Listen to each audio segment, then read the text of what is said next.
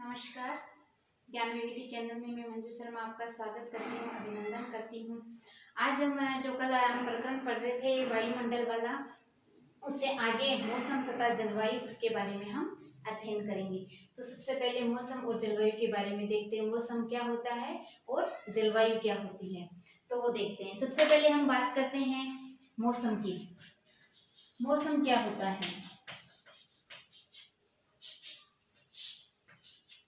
मौसम की यदि बात करें तो किसी स्थान विशेष की जो अल्पकालीन जो दशाएं होती हैं उनको क्या कहा जाता है? मौसम कहा जाता है। यानी आप लिख सकते हो, प्रश्न भी पूछते हैं, किसी स्थान विशेष की ध्यान रखना, अल्पकालीन पर्यावरणीय दशाओं को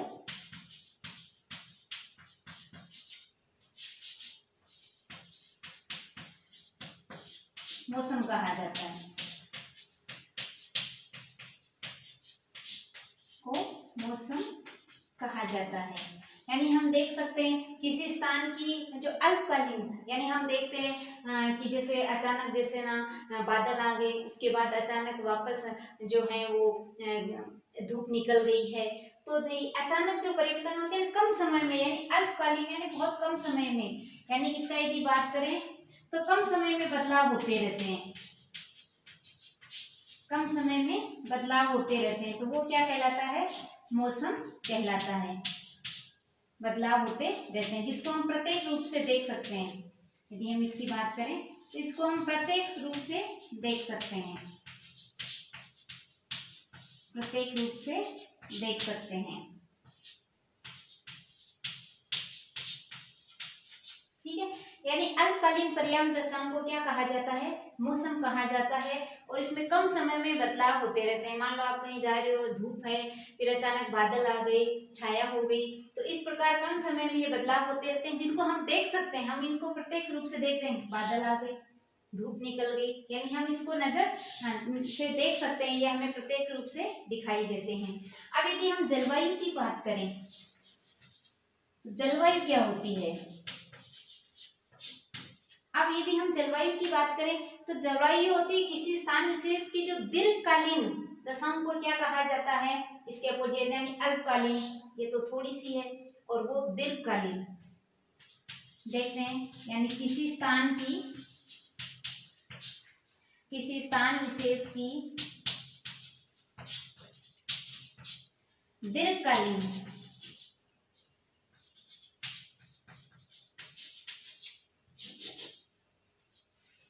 पर्यावरणीय दशाओं को क्या कहा जाता है?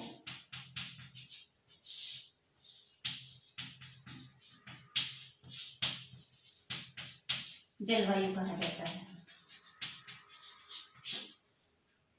यानी इसमें परिवर्तन होते हैं, लेकिन इसमें जो परिवर्तन होते हैं वो धीमी गति से होते हैं, जिसको हम प्रत्यक्ष रूप से नहीं देख सकते। यानी हम इसमें देखा कम समय में बदलाव होते रहते हैं। जबकि इसकी बात करें तो इसमें भी परिवर्तन होता है, लेकिन होता कौन सी है? धीमी गति से, धीमी गति से, और जिसको हम प्रत्यक्ष रूप से नहीं देख सकते। जैसे मान लो जो गर्मी की ऋतु है, तो गर्मी की ऋतु अचानक दूसरे दिन ऐसा नहीं होता कि भाई दूसरे दिन ही क्या हो गई, सर्दी आ गई, तो धीरे धीरे सर्दी की ऋतु चलती, उसके बाद धीरे धीरे थोड़ी ठंड कम होगी, उसके बाद फिर थोड़ी कम होगी, उसके बाद फिर थोड़ी कम होगी, फिर गर्मी की ऋतु आएगी, ग्रीष्म ऋतु आएगी, फिर ग्रीष्म ऋतु में फिर तापमान बढ़ेगा तो गर्मी बढ़ेगी, उसके बाद धीरे धीरे जैसे वर्षा ऋतु आएगी तो थोड़ी गर्मी कम लगेगी, उसके बाद वर्षा ऋतु शुरू हो जाएगी। तो इस प्रकार इसमें जो है पर्यावरणीय दीर्घकालीन दशाओं का, यानी बहुत जो टाइम लगता है एक का, वो क्या होती है? आपकी जलवायु होती है।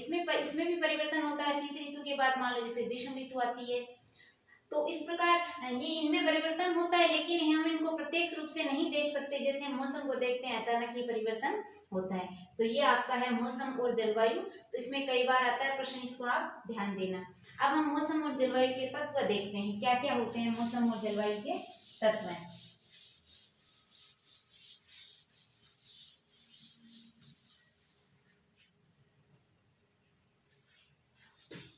मौसम जलवायु के तत्व हैं।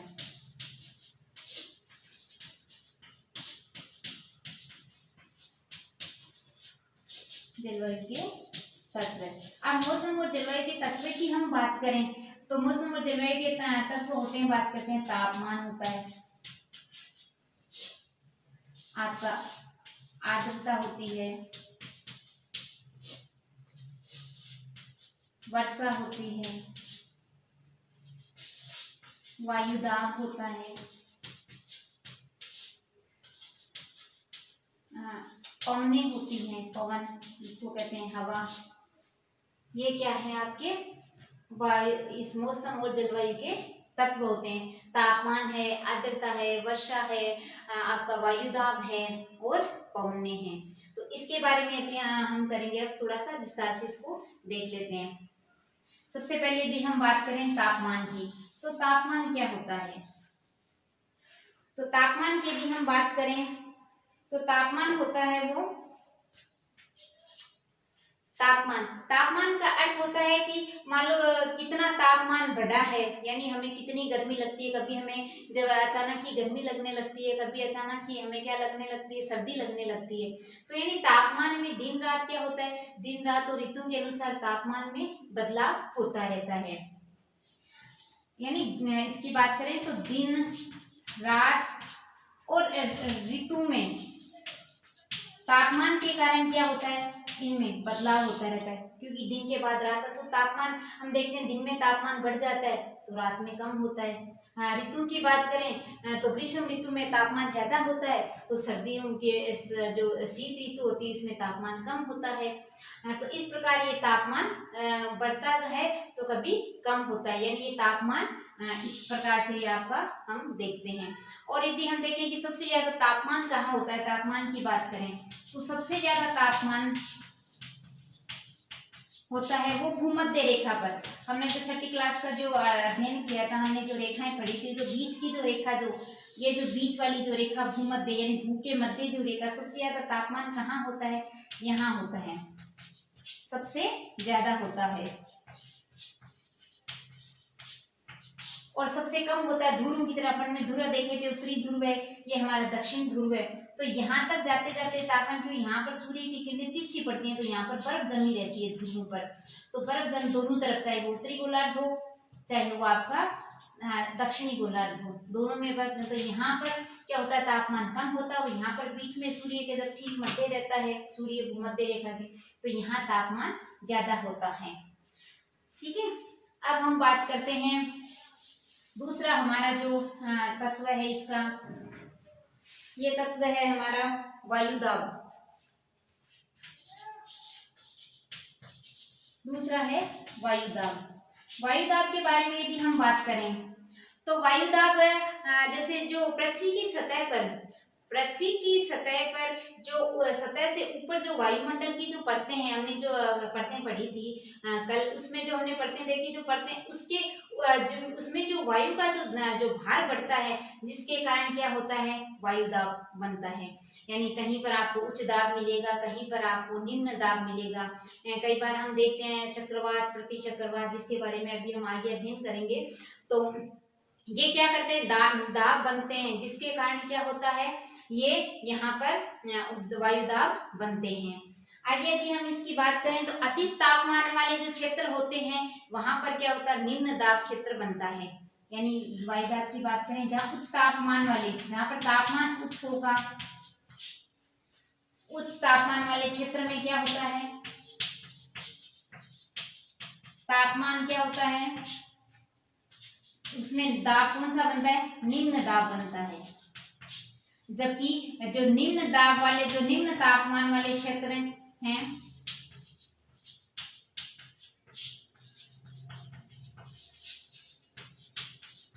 उसमें तापमान क्या होता है, उसमें तापमान होता है, उसका जो दाब बनता है वो है उच्च दाब।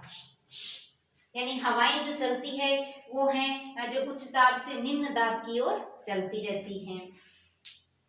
आगे हम देखते हैं इसकी जो है मापने की इकाई क्या है। जैसे मापने की, वायुदाब को मापने की इकाई क्या है, प्रश्न में पूछ लेते हैं।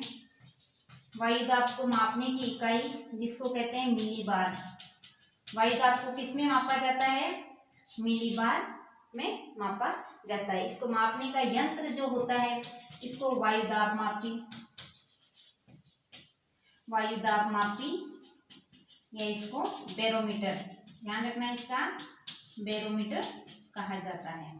तापमान वाला हमने देखा नहीं, तापमान का जो मापने की जो इकाई होती है वो क्या होती है, सेंटीग्रेड होती है। और इसको जो मापने के तापमान को मापने का यंत्र क्या कहलाता है, तापमापी या थर्मामीटर। उसी प्रकार ये वायुदाब की मापने की इकाई है आपकी मिलीबार, और उसको मापने का यंत्र होता है जिसको कहा जाता है वायुदाब मापी या बैरोमीटर कहा जाता है। अगला हमारा जो तत्व है इसके बारे में देखते हैं। अगला हमारा तत्व है जो है पवन, हवाएं, नाम सुना होगा आपने, पवन आपने देखा होगा। तो पवन क्या होती है, यानी उच्च दाब से जो निम्न दाब की ओर चलती पवन की गति को क्या, जो वायु की गति को क्या कहते हैं, पवन कहते हैं। यानी उच्च दाब से निम्न दाब की ओर वायु की गति को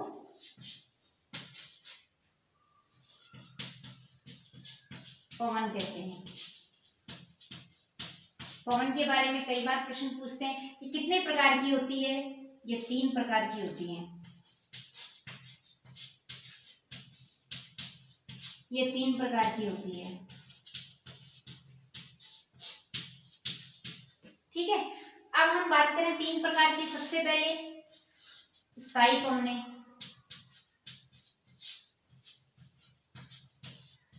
स्थायी पवनें क्या होती हैं, नाम से ही पता चलता है स्थायी हैं, यानी जो एक निश्चित ही दिशा में चलती हैं उनको क्या कहा जाता है, स्थायी पवनें। यानी इनकी एक दिशाएं क्या होती है, एक निश्चित दिशा में ही ये चलती हैं, तो इनको क्या कहा जाता है, स्थायी पवनें कहा जाता है। दूसरी यदि हम बात करें तो मौसमी पवनें,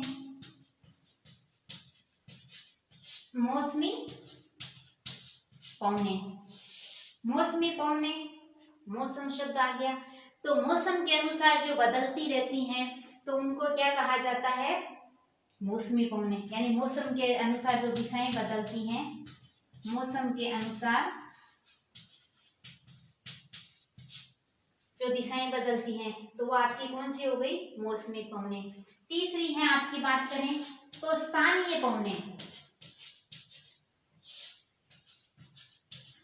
स्थानीय पवनें की बात करें तो नाम से पता चलता है स्थानीय, यानी किसी विशेष स्थान क्षेत्र, यानी कोई विशेष स्थान क्षेत्र से यदि, या विशेष स्थान क्षेत्र या कोई विशेष दिन या विशेष वर्ष या दिन के समय, यानी विशेष जो समय में ये चलती हैं, इनको क्या कहा जाता है, स्थानीय पवनें। यदि उदाहरण की बात करें तो राजस्थान में जो ग्रीष्म ऋतु होती है इसमें क्या है, जो तेज जो गर्म हवाएं चलती है उनको क्या कहा जाता है, लू कहा जाता है। ये प्रश्न आपके कई बार आता है, लू वाला ध्यान रखना।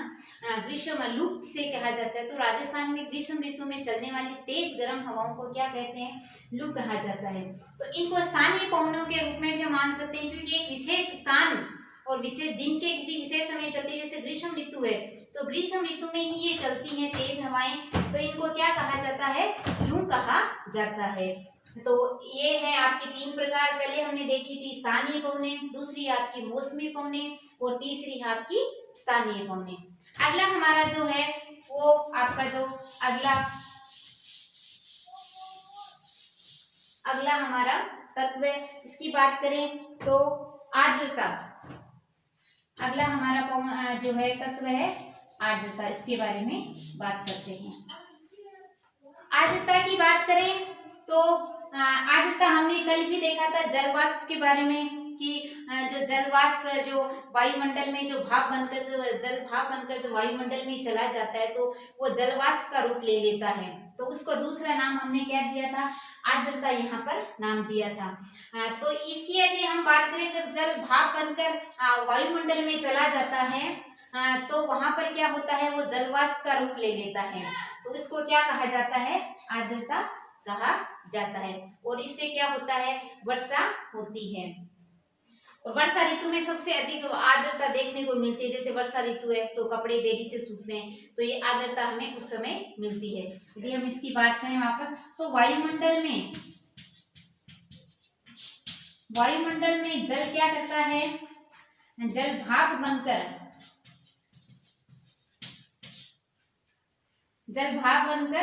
जाता है वायुमंडल में, तो क्या है, ये जलवाष्प बन जाता है।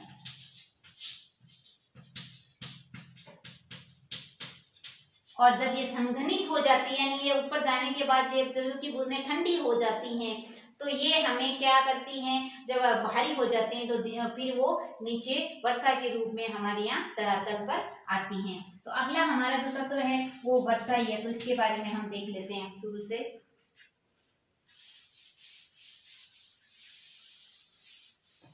अगला हमारा तत्व है, जो लास्ट का तत्व है वो हमारा है वर्षा।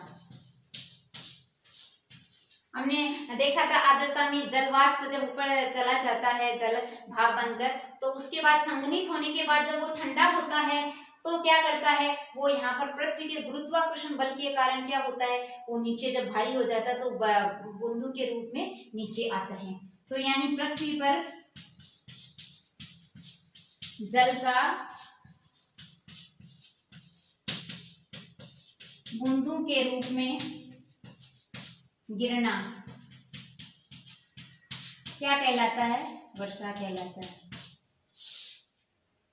यानी वर्षा एक ऐसा एकमात्र हम कह सकते हैं हमारा स्रोत, जो हमारे जो समुद्र के खारे जल है, जो समुद्र का हमने देखा जितने भी महासागर हैं समुद्र, इनका पानी कैसा होता है, खारा होता है। तो समुद्र के जो खारे पानी को क्या करता है, मीठा पानी करके ये जो जलवाष्प बनकर जाता है, उसके बाद जब मीठा पानी हमारे को वहां पर संघनित होकर जब आती है वर्षा के रूप में, तो हमें कौन सा पानी मिलता है, मीठा जल प्राप्त होता है, वर्षा के रूप में हमें प्राप्त होता है। तो इसी से क्या होती है वर्षा है, ये जल चक्र हम देखते हैं, भाप बनकर जब ऊपर जाता है उसके बाद संघनित होते हैं, फिर उसके बाद नीचे वापस धरातल पर आता है, फिर वापस सागर में जाकर फिर भाप बनकर चलता है। तो ये क्या होता है, ये चक्र चलता रहता है। इसकी बात करें तो वर्षा 3 प्रकार की होती है। वर्षा है 3 प्रकार की होती है। पहली है आपकी सामान्य वर्षा,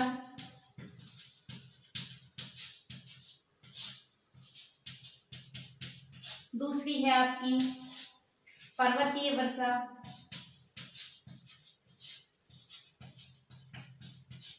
और तीसरी है चक्रवाती वर्षा।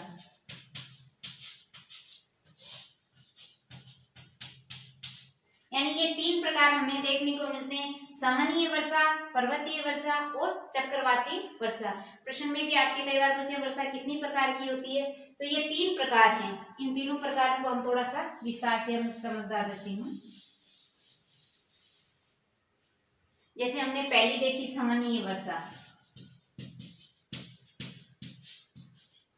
ये क्या होती है, इसको हम थोड़ा सा डायग्राम से देख लेते हैं। जैसे सामान्य वर्षा हमने देखी, यहाँ ये हमारा जो पृथ्वी का धरातल है, यहाँ मान लो आपके जो पेड़ पौधे ये सारे हैं, यहाँ पर आपका जो समुद्र है, यहाँ से क्या होता है, भाप बनकर, यानी जो जल होता है, मान लो ये जल है और ये भाप के रूप में क्या हो गया, ऊपर गया, और ऊपर जाने के बाद क्या बन गए, बादल बन गए, ठीक है। और वहां जाने के बाद ये क्या हो जाते हैं, ठंडे हो जाते हैं। और पवनों के कारण, यानी ये पवनों के कारण इनकी दिशा बदलती रहती है। हमने देखा था पवनों के अनुसार इनकी जो पवनें होती है तरह तरह की हमने देखी, जो पवनें जो तो मौसमी जो पवनें होती हैं वो क्या करती हैं, इनको बादलों को अपने साथ यहाँ तक, मान लो यहाँ तक धरातल तक लाती हैं, या समुद्र के पास भी लाती हैं। तो यहाँ पर जब संघनित होती है तो वो नीचे क्या होती है, वर्षा के रूप में, यहाँ पर जब संघनित ठंडी होकर भारी होने के बाद ये बूंदों के रूप में, यानी ये वर्षा के रूप में यहाँ पर नीचे आती हैं। तो नीचे आने के बाद क्या कहलाती है वर्षा, कौन सी कहलाती है, सामान्य वर्षा कहलाती है। फिर ये वापस पानी कुछ भूमि में चला जाता है, भूमि के जरिए वापस समुद्र में चला जाता है। तो ये जो प्रक्रिया चलती है उसको क्या कहा जाता है, जल चक्र कहा जाता है। इस प्रक्रिया को जल चक्र कहा जाता है। ये साधारण जो प्रक्रिया होती है वो आपकी सामान्य वर्षा की होती है। दूसरी यदि हम बात कर रहे थे वो है हमारी पर्वतीय वर्षा।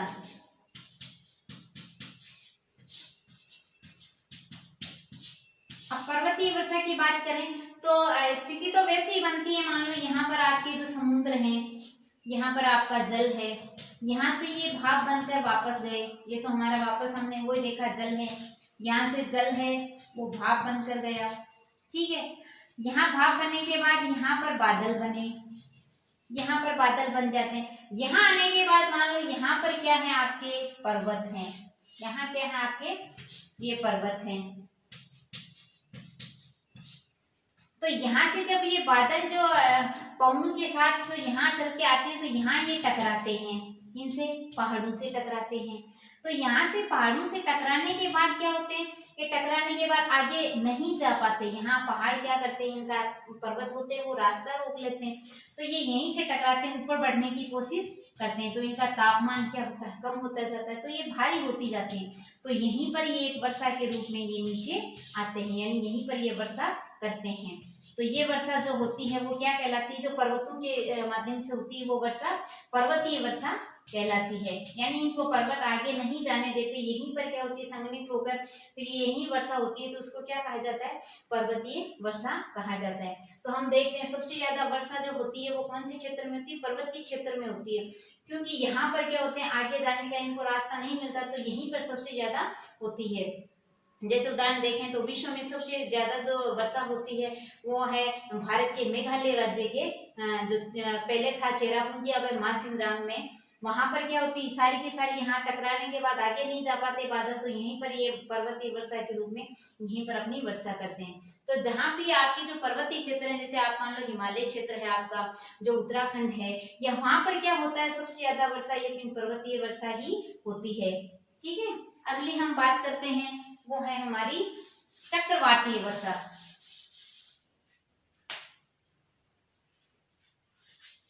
चक्रवातीय वर्षा,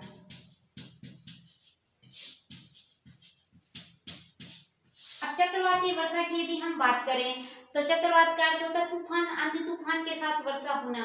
तो यही वापस स्थिति बनती है, यहाँ समुद्र है आपका, यहाँ फिर भाप बनकर जो गए बादल बने। तो यहाँ पर क्या है समुद्र के जो किनारे क्या होता है, मान लो यहाँ जो पेड़ पौधे हैं, यहाँ हमारा जो धरातल यहाँ पर जो चल रहा है, तो यहाँ पर समुद्र में क्या होता है कई बार जो निम्न दाब का जो समुद्र के पास होता है जो केंद्र बनता है निम्न दाब, यहाँ पर ये मान लो निम्न दाब है, निम्न दाब का क्षेत्र बनता है, और इसके बाहर का जो दाब होता है वो कौन सा होता है, उच्च दाब होता है। बाहर का दाब कौन सा होता है, उच्च दाब होता है।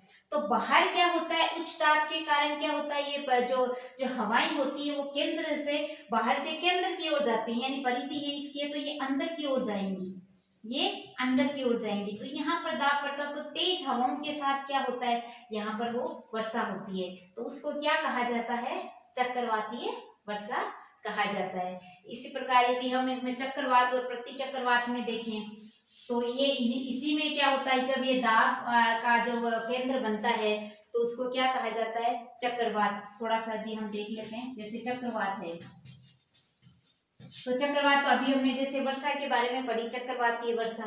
तो यहाँ पर मान लो ये जो आपका दाब केंद्र है कौन सा है, आपका निम्न दाब, आपका निम्न दाब, यहाँ पर ये आपका निम्न दाब। यहाँ पर बाहर क्या होता है, उच्च दाब होता है, यहाँ ये उच्च दाब होता है। अब उच्च दाब होने के कारण क्या होता है, ये परिधि से केंद्र की तरफ ये हवाएं चलती हैं, यहाँ चलती हैं बाहर से अंदर की तरफ। तो यहाँ पर निम्न दाब होने के कारण ये हवाएं बहुत तेजी से होती है, जिसके कारण क्या होता है, कई बार हम देखते हैं आंधी आती है, तेज जो वर्षा होती है, तूफान आते हैं। क्योंकि ये हवाई हम देखते हैं हमारी जो उत्तरी गोलार्ध है ये तो उल्टा चलता है, जैसे हमारा जो उत्तरी गोलार्ध है मान लो नॉर्थ है, तो नॉर्थ उत्तरी गोलार्ध में क्या चलती हैं ये हवाएं, घड़ी के विपरीत जो सुई के विपरीत चलती हैं। उत्तरी गोलार्ध में ये हमारी घड़ी की सुई के विपरीत, एंटी क्लॉकवाइज हम कह सकते हैं। के विपरीत दिशा में ये चलती हैं। यानी ये यहाँ पर इस तरह से नहीं चलकर ये कैसे चलती हैं, ऐसे हवाएं चलती हैं, यानी इनका आकार क्या होता है, ऐसे होता है, और ये निम्न दाब की ओर ऐसे चलती हैं। जबकि ये हम साउथ की बात करें, दक्षिणी गोलार्ध की, तो दक्षिणी गोलार्ध में तो ये क्या करती है, अनुकूल चलती हैं। दक्षिणी गोलार्ध में क्या करती हैं, ये अनुकूल चलती हैं इसके। इस प्रकार ये बनता है इसका चक्रवात का। अब यदि हम प्रति चक्रवात की बात करें, प्रति चक्रवात में क्या होता है, यहाँ पर हमने देखा यहाँ पर जो दाब होता है वो उच्च दाब होता है, और बाहर जो दाब होता है वो कौन सा होता है, आपका निम्न दाब होता है।